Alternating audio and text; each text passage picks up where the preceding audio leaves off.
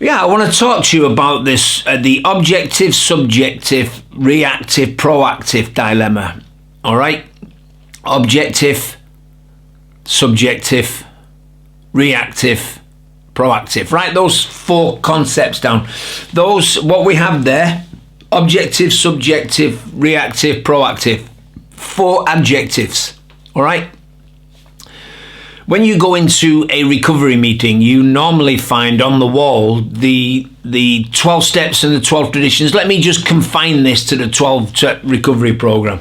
I refer back to the 12-step recovery program a lot because I spent several years deeply in deep relationship with that community of men and women who are striving and thriving without the use of mind and mood altering substances. In my opinion, it's the most wonderful organisation in the world.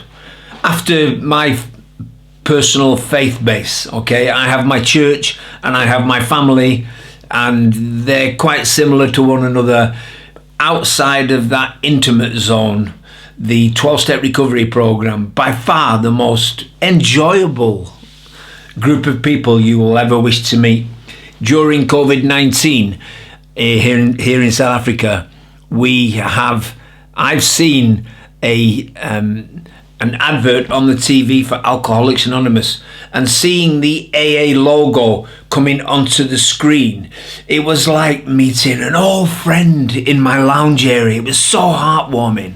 Okay, so I'm going to be referring back to them a lot. And when you go into a meeting, more often than not, you get all these logos and slogans and keep coming back and keep it simple and let go, let God. That let go, let God one, bin it. That's a bad principle to adopt. Anyway, what you see on the wall is you'll see the 12 steps usually hanging next to the 12 traditions. The 12 steps and the 12 traditions. And I used to get to, for many meetings, I used to get there first and I used to read the 12 steps off the card. And it got to a point where I could re-quote the 12 steps in my sleep, okay? And I used to sit and look at the board during our talks, and I'd be looking at the steps and the traditions. And it was many years later I realized that I could memorize the steps and I could memorize the traditions, but I couldn't stay clean and sober. It's a horrible time, man. Drinking was killing me anyway, but to drink on top of all this wonderful information really took my self-hatred to an unbelievable level. Anyway, it dawned on me. It just clicked. The 12 steps and the 12 traditions hanging on the wall was only the objective criteria for the recovery program. Remember, we're going objective, subjective, reactive, proactive. Objective, subjective, reactive, proactive. And it dawned on me that these steps and traditions, as long as I sat and read them, they remained the objective criteria. After several relapses and failed attempts at trying to stay clean and sober, and then thankfully returning to prison, before I got out of prison, it clicked. The objective criteria will only stay the objective criteria until I allow the principles within the criteria to become a subjective reality for me. The objective criteria has to become a subjective reality. As long as it's on the page, it's just the objective criteria. And I couldn't get clean and sober from the day the objective criteria became a subjective reality. Since that day, I've been clean and sober. Objective, subjective. Another example of objective, subjective. My wife and I got married 14th of April 2001 at somewhere in the region of 3:30 in the afternoon. We had a fantastic ceremony, a great big African choir, lots of African music, lots of friends from various countries. We went through the vows, and then we go into the office and we sign a register. And we come out of the office and I've got my ring on and Deanna's got her ring on, and we get this a round of applause. And in the eyes of the world, we were husband and wife. We had fulfilled the objective criteria for marriage in our culture. We went down to the Vineyard Hotel in Cape Town, very posh, lots of fantastic food. We had a great evening, a fantastic evening, lots of dancing.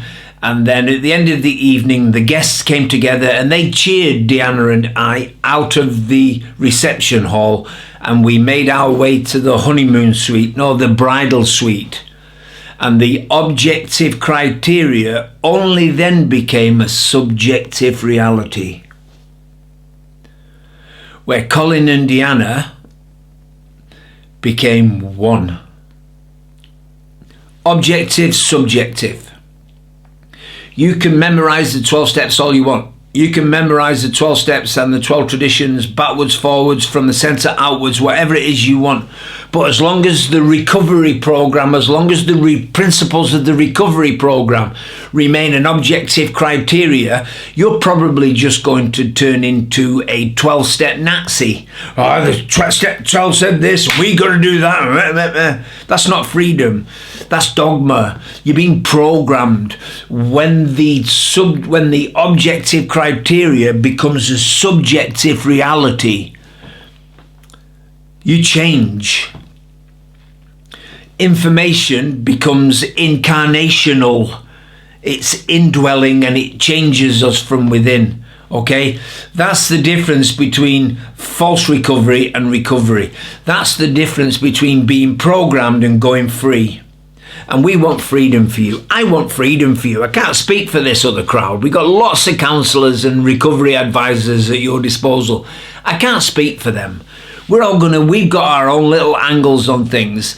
I'm in the blessed position where I'm one of the drivers of the EHAB program. So I'm kind of utilizing that privilege at the moment and getting in there first. Okay, I'm not speaking for all of our counsellors. We're not programmed. Okay, and we don't want you to be programmed. As long as the objective remains objective, the subject is going to remain empty. When the objective criteria becomes a subjective reality, we then start to grow in freedom of identity. We don't grow in freedom to do what we want. We grow in the freedom to take responsibility for our day-to-day interactions. And we don't do that because we're in recovery. We do it because we can. We do it because we can. Objective, subjective. Reactive, proactive. What was happening to me within my chemical dependency? I was feeling sorry for myself. I was reactive. I was feeling guilty and then I would swallow the guilt. I was reactive. I was feeling afraid of saying no. I was internally reactive. I was a reactor. And if you say something to me, or if I think you're laughing at me, it would stir my social anxiety. There is a workshop on social anxiety. But if I thought you were laughing at me or gossiping about me, I would swallow it. It would just be suppressed and I would become reactive. And then I would bubble with resentments. And in my head, I would go to war. I'm reactive. And then for some reason, quote unquote, right out of the blue, I would explode and people would get hurt and I would oftentimes get beaten up. I was reactive. Okay, when people do say things that I don't like about me, it's my responsibility to handle that and deal with it. It's irresponsible to deny it didn't happen and say, oh no, don't worry about it. No, if people tried to apologise for hurting my feelings, I didn't feel worthy of an apology, so I would shove their apology back in their mouth. No, don't worry about it. No, I didn't even realise what you'd said. So I was unable to receive the affirmation of an apology. Okay, so I would react. My responsibility is, if and when people say things that hurt me, my responsibility is to identify what it is that was said, why it was said, how did it affect me, and then embrace that. I need to be proactive. I need to take responsibility. I've got a group of people all over the world who I can go to, and I can talk to them, with them, in amongst them, about anything and everything that my day throws at me. And 15 times out of 10, I know I'm being received, understood, acceptance. From time to time, people do pass comment and people do judge. That's okay. That's fair enough. They're allowed to do that. What I'm not allowed to do is take them home, react, chew on it, then wait for an opportunity to say something that will embarrass them in public. Objective, subjective, reactive, proactive. There we go. That's the framework for recovery. That's the framework for recovery. I want you to absorb that. I want you to watch this funny little clip 15 times. I want you to watch it every morning before you go to the office. Okay, this is your EHAB program.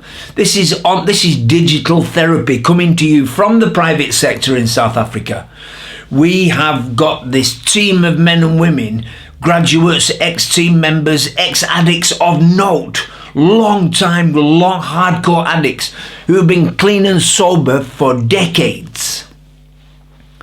And we've all been working this program. We all come out of this similar type of face it, embrace it. Objective, subjective, reactive, proactive. Let's get clean and sober. Let's stay clean and sober, but let's not get clean and sober because we have to. Let's get clean and sober simply because we can. Thanks for listening, guys. Enjoy the workshops. There you go. That's better.